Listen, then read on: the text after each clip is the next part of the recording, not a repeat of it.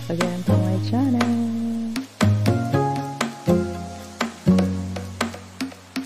Ayan, hello guys! What's up, what's up? Welcome back again to my channel. Ayan, for today's video guys, may gagawin lang ako.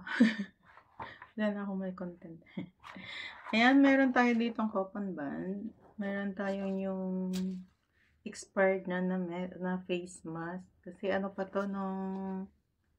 Dapat ito yung mga ipapadala ko dati sa Pinas. Kaso bawal yung magpa-ship ng mga ganito pa Pinas. Kaya, ala lang, nakatambak na lang sila.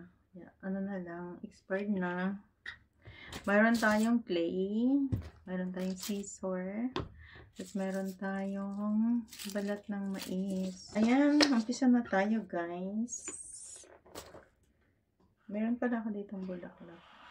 Ang cute. Actually, gagawa din tayo ng bulaklak. Dito sa coupon band, ilalagay tayo ng balat ng mais. Gamitan na natin ng glue gun. Para ay didikit talaga siya.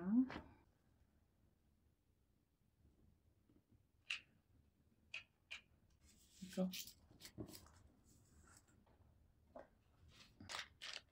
Ayan, tapos yung, nakikita niyo ba?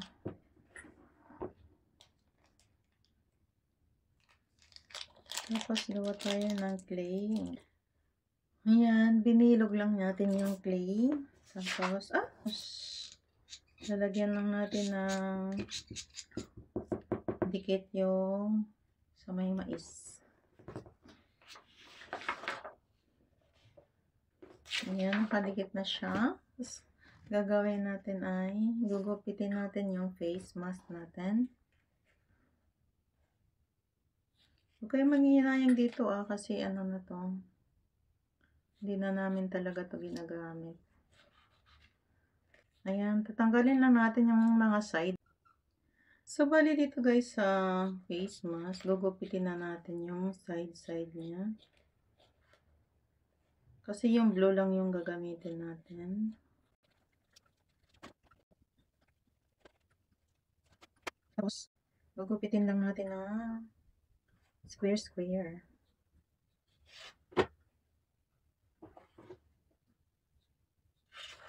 Yan. Tapos, tatlo ulit. Tatlo siya. Tatlo pa side, tatlo pa halang, tatlo pa tayo, ganon. Yan. Tapos, ito na siya guys. So, bali, yung gagawin na natin is, ganito. Ayan, bakit hindi nyo nakita? Bakit yung, ano kasi yung ilaw ko? Kaya medyo yung blue. Wala na siyang kulay. Pero blue talaga yan.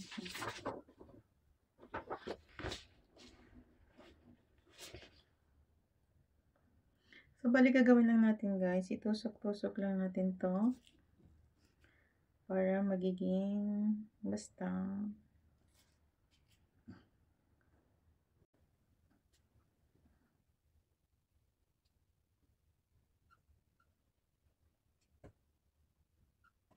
Yan. Almost done. Ito na siya guys. Yan na siya. Diba? Pero hindi pa siya tapos guys. So, bali dun sa dahon ng mais, nag-cut lang tayo ng dalawa.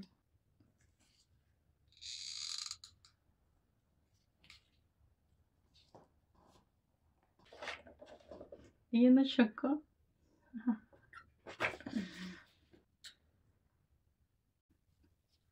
Tiger bee hanggang dito.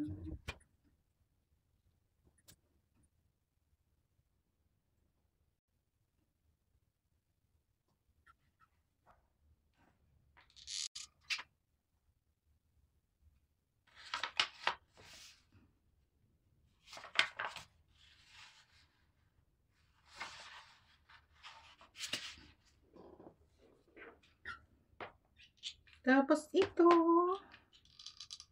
ilalagay natin dito.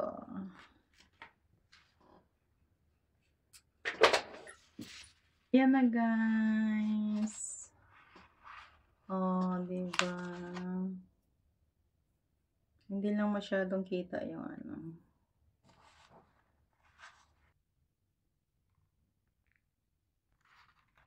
Ito na siya. Diba? Cute lang niya.